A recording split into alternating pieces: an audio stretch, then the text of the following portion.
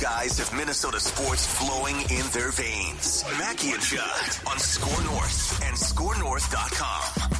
A little scoop session here with our guy Darren Doogie Wolfson from the 5 Eyewitness News Sports Department.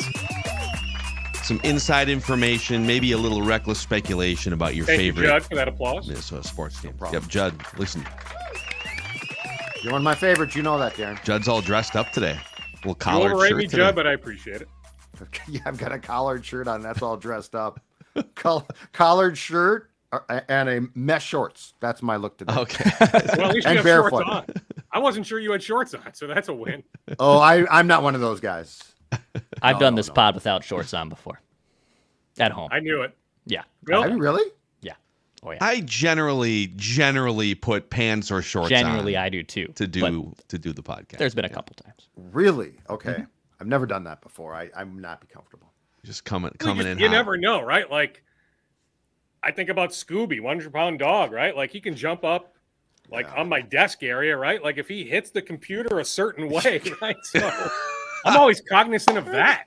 Right? Sounds like a curb. Yeah, I promise you, I've always got that would be a curb your How was that? No. But I always Oh God! No! Turn your camera up, Larry. Okay, let's start with Timberwolves here, dude. We got less than 2 weeks until the finals ended last night. Okay, everyone can exhale. The NBA season's over, but not really, because in less than 2 weeks, free agents can start negotiating and agreeing to deals. That's 5 p.m. Central Time on June 30th. Now, the Wolves don't have really any free agent space, but you can tell us sort of what they can and can't do. And then there's obviously trade avenues. The Wolves do have a draft pick in the first round that they could select a player that might be a rotation player. So as we creep toward the draft next week and then free agency and trade season all happening in the next 2 weeks, are you picking up any steam at all whatsoever? Are they running this thing back? We did a flagrant howls and picked up on some Karl Anthony Towns, Eastern Conference general manager saying that, oh, yeah, they're going to shop him for sure. So I don't know. Where do we start with this Wolves offseason here? What are you hearing? Well, I mean, in the past, Phil, this front office has at least taken the temperature on Cat. But right now, Phil, crickets. It really is. I mean, I get it. It's fun fodder, right? We're curious to see what takes place. But everything that I can gather, in fact, I was just texting literally with a league executive 2 minutes ago. He's convinced the Wolves are going to run this thing back. Now, the question is, can you bring back Kyle Anderson? We know Kyle's not coming back at $9-something million, but is he willing to accept a pay cut? If not, Leonard Miller and or Josh Minot become rotation-type guys. I continue to believe that Monte Morris will be back. What exactly does that look like? Is that the vet minimum? Is it a tick above the vet minimum? I continue to believe that Jordan McLaughlin will land elsewhere. But Monte Morris having a full summer of health. Last year was wonky for Monte. Didn't even play until close to the trade deadline. Only played in 5, 6, 7 games for Detroit before the trade here. So he's still pretty much in the prime of his career, needs to be in better shape. He knows that, right? But I can see them running it back with Monte. To me, the big question is Kyle Anderson. The big question to me, Phil, isn't about Karl Anthony Towns. I haven't heard anything. I'm not saying no way, no how. I'm not making some sort of big declaration in this space right now. But in the moment, there isn't anything that's cooking from what I can gather. So to me, Cat is back with the Wolves next year. So Dukes, does the uncertainty, and I know that this is now going to take some time to play out, but of the ownership situation, do you think that plays a role at all here? Well, I mean, it plays a bit of a role from the standpoint of, okay, is there any chance Mark Lowry, Alex Rodriguez become majority owners? I'll continue to say they have a very good case when arbitration takes place, which is still many weeks down the road. In fact, as of Monday morning, I was looking for an update to give to you guys this morning, but as of Monday morning, I don't have that update. If it comes into me in the next 15, 20 minutes, I'll pass it along. But as of Monday morning, an arbitration date has not been set. But they've agreed on the 3 judges, right? We've made progress. At some point here, very, very soon, we will have a set date. Okay, let's say Mark and Alex prevail. They win that arbitration case. Then the Board of Governors. Are you securing 23 votes from the Board of Governors. That's where I pause. I still don't know that they will. Even with Michael Bloomberg, now part of their team, right? I'm not convinced you are getting those 23 votes. So let's say it's Glenn Taylor, remaining majority owner. I think if you're a Wolves fan, I'm just telling you this, from what I can gather, you are better off, at least for the short term, if you want this group to stay together, if we're talking about luxury tax, second apron, all that, with Glenn Taylor in charge, Glenn and Becky Taylor, right? Because, hey, Glenn's 83. You just never know. So the succession plan, from what I can gather, would be Becky then if something, God forbid, happened to Glenn. But the Taylor family, I just think you're better positioned if you're a Wolves fan. If you want to run this thing back, you say, hey, okay, we're a Final Four team. Look at Boston. Are we that far off from Boston?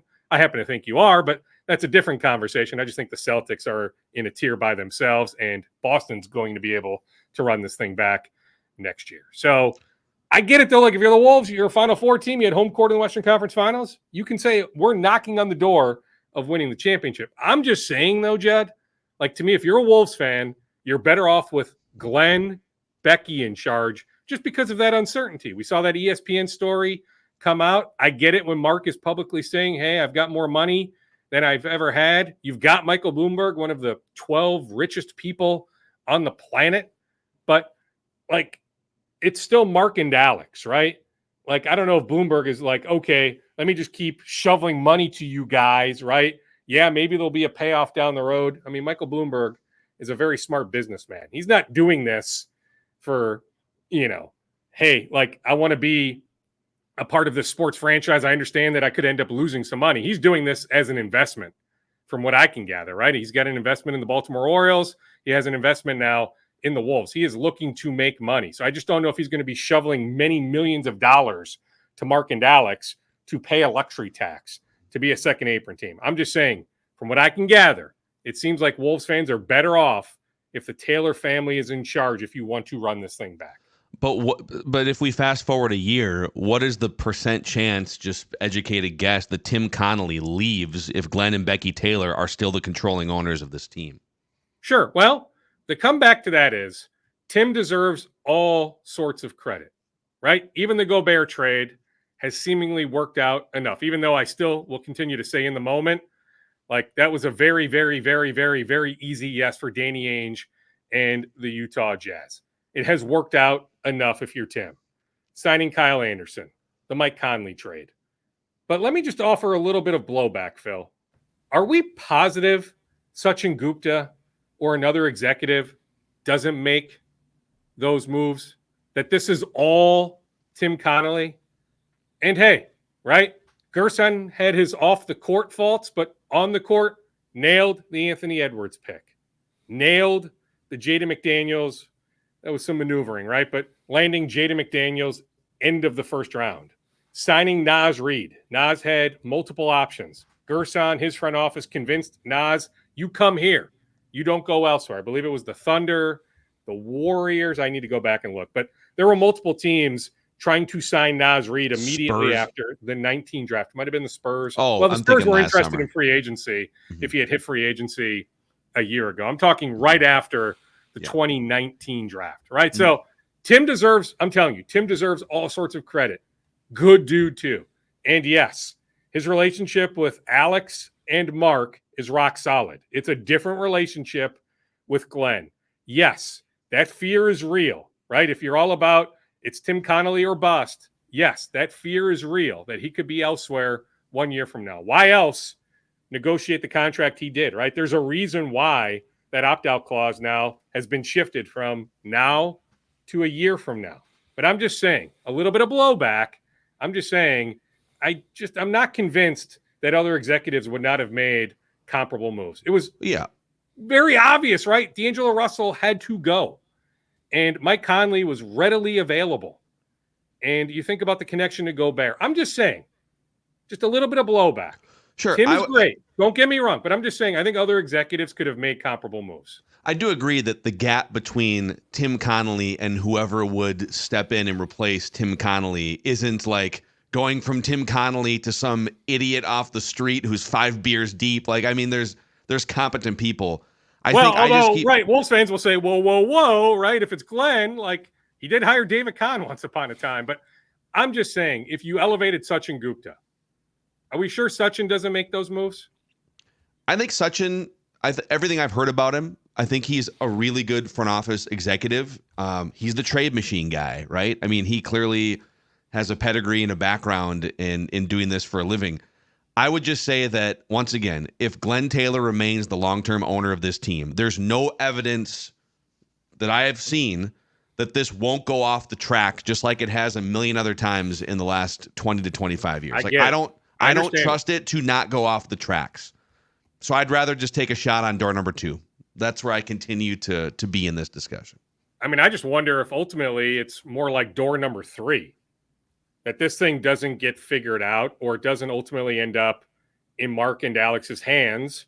But Glenn does now find the right successor. That it's not Becky, even though he has said, even recently, I have this succession plan for the family, Becky. But I just wonder, because Glenn has changed his mind how many different times over the last handful of years. Yeah. I just wonder if it's that third door, if there's somebody else out there that so badly wants an NBA franchise that will keep the team here, that is willing to invest, because, hey, regardless of who it is, there needs to be a new arena. Right. There just does. I mean, there absolutely does. I mean, I was reminded, I was at Link's shoot-around yesterday. I don't want to call it a dump. It's not a dump. But when you compare it to so many other arenas, I was just at Ball Arena in Denver, right? Talking to my colleague Alec, who was at American Airlines Center in Dallas. You compare Ball Arena, American Airlines Center, for, more so. I mean, it's just, you got more seats in the upper deck than lower deck. The concourses just aren't wide enough. There's so many issues, even after they put some lipstick on it a few years ago with the renovations. They need a new arena. It's an old arena. They've been playing in that arena since 1990? It's time, right? Like, the shelf life on an arena like that isn't 34, 35 years. Like, we should have been talking about a new arena a handful of years ago. But at some point here moving forward, more so, maybe not immediately, but, near term, not long term, right? Like, there needs to be a new arena. But I just wonder if it's a third party that hasn't emerged yet, that does emerge, that's the ultimate answer. Dukes, 2 things. I thought that one, Glenn was trying to look for a prospective buyer for the last, 5 years or so, because there was no succession plan. I thought at one point he came out and basically said, my family doesn't want the team, and so I'm trying to sell but now it's the other. But now it's Becky? Yeah. Okay, that's what I can gather, Judd. That's hanky. Yeah. But the other thing, too, is... she would be hands off. It's not like she would be... I know, but you don't... she would let Ethan and Ryan... He's reinventing history, or he's trying to reinvent the future now. But anyway, my point about the building is this, too. So Glenn's whole thing, admirably, one of the things is he wants the team, he wants security that is going to stay here, okay? But why don't we, yes, I agree with that, and I agree that he is telling the truth there, but why don't we step up to the big boy table and say, okay, we're going to bring in a group, like it could be the current group, it could be another group. But here's the deal. For the team to stay here, we need to start to work right now towards a building. Because, I think what Glenn is saying is, no backs, here's the team, but you're staying here. Why are we avoiding the elephant in the proverbial $1 billion club room, which is, yeah, they'll stay here. The league won't allow them to move if they are in agreement on a building. So this is what I don't get. Why aren't we being realistic about this? Or I should say not we. Why isn't Glenn just say, hey, we need to have an agreement for a building. If that's done, this team ain't going anywhere because they won't move then. Yeah, I mean, I need to catch up with Glenn on that specific front because all I know is Glenn feels like Target Center is legit. I'm just telling you it's not.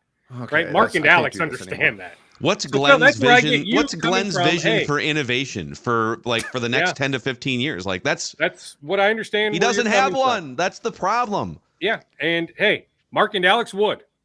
I'm not denying that. I'm just laying out the evidence from what I can, gather that I just don't know if they're getting 23 votes. I really don't.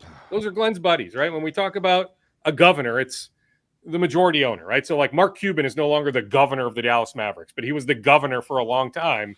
as the majority owner. You talk about James Dolan, right? New York Knicks governor, right? I mean, it's the main person. Steve Ballmer, governor of the LA Clippers. Those are Glenn's buddies. I don't know, Phil. I'm telling you, getting 23 votes is going to be a challenge. Yeah. I have another Wolves thing for you for sure, and then we can empty your scoop bag. But just a quick pause to say hi to our friends at Nicolay Law, the exclusive personal injury law firm of Score North Podcasts.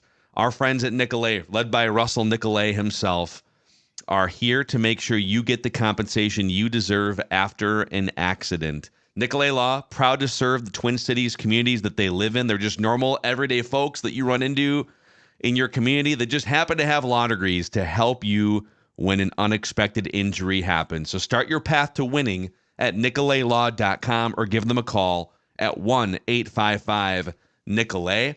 Also, our friends at Dennis Kirk are here for riding season, at least whenever the rain stops. Looks like right now in this particular moment, it's not raining.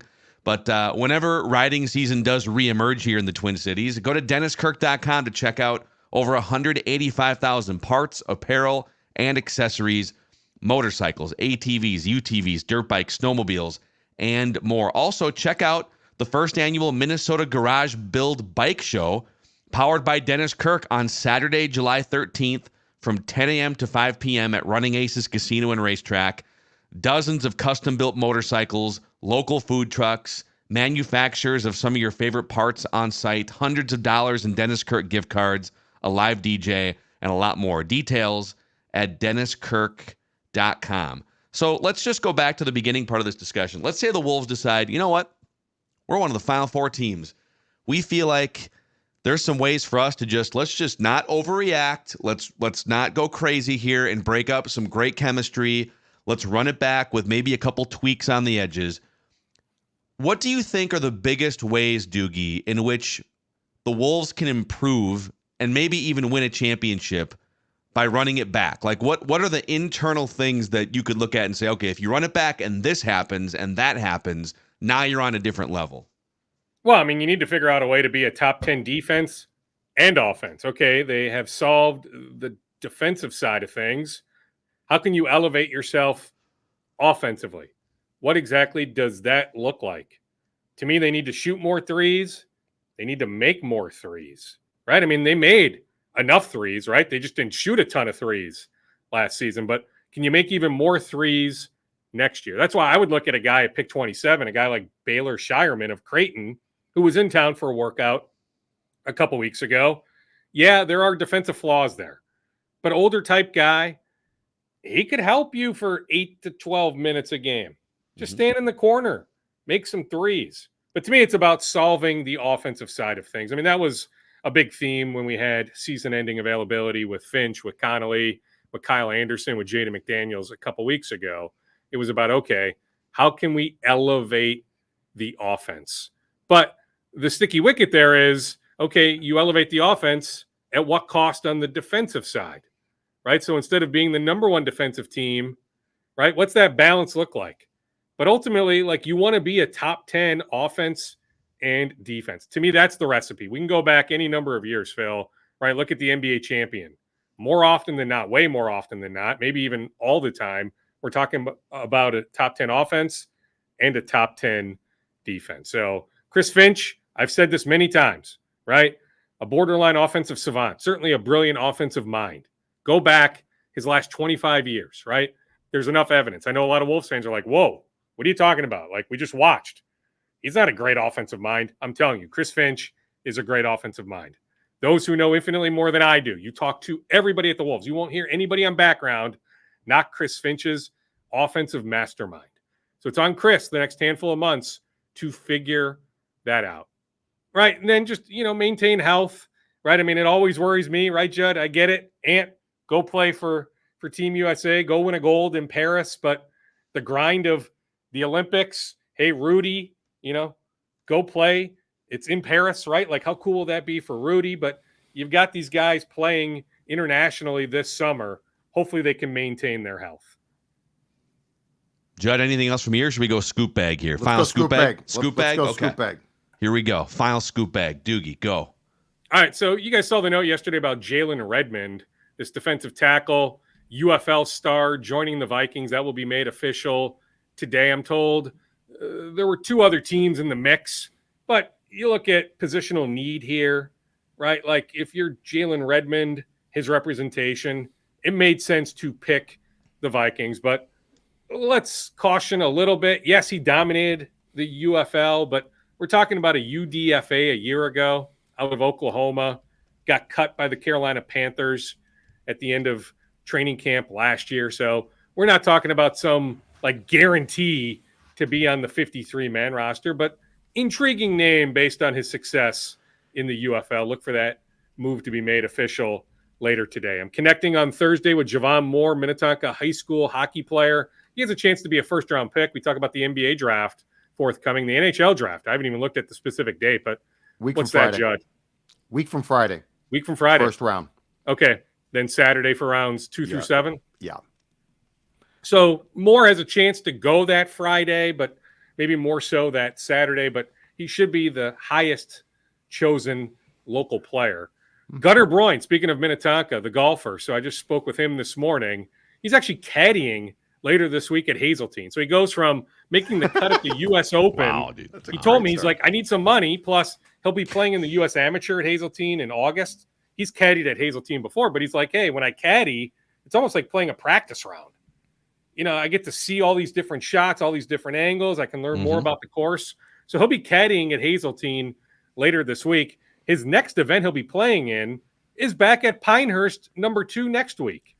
It's an amateur event. It's also at Pinehurst number 8. But he's like, I'm going right back there. I'm home for a couple days, caddy at Hazeltine later this week. Then on Saturday night, I'm flying back down to North Carolina to play in an event once again at Pinehurst. But pretty cool. Only 3 amateurs made the cut over the weekend. He was one of 3. Shot an 81 on Saturday, but he told me TV it doesn't do justice to how difficult that course is. We hear that all the time about Augusta National. The TV doesn't do it justice. Same deal with Pinehurst number 2. He goes, I actually hit a bunch of really good shots on Saturday, but I missed by 4 or 5 feet. And you miss ever so slightly.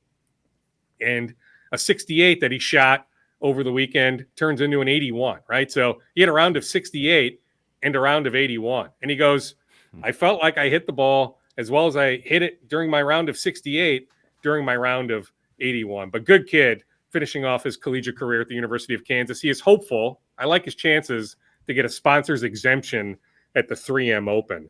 Diamond Miller, Lynx second-year player. She is brace-free with the knee injury. She underwent a minor knee procedure a few weeks ago, ramping back up. This is not any sort of season-ending injury. Like, she should be back, fully cleared to practice here in the coming days. Hopefully back at some point, although don't forget that the WNBA has this Olympic break coming up. So if you're the Lynx, you're rolling right now without Diamond Miller, maybe you can make a logical case. Hey, let's wait a little bit. Let's give her that full Olympic break, then bring her back after the Olympics. But she is doing well without that knee brace. I was over at Gopher basketball practice yesterday. Ben Johnson, 4th year. He hasn't been able to say this every June, but right now, knock on whatever, his team is fully healthy. He gets a chance to work with these guys for a few hours a week. Yesterday was their 3rd full team practice. So many changes. You think about last year's team to this year's team. Really, it's only 3 guys that played significant minutes last year that are back this year. Dawson Garcia, Parker Fox, and Mike Mitchell Jr. Also a reminder being over there yesterday.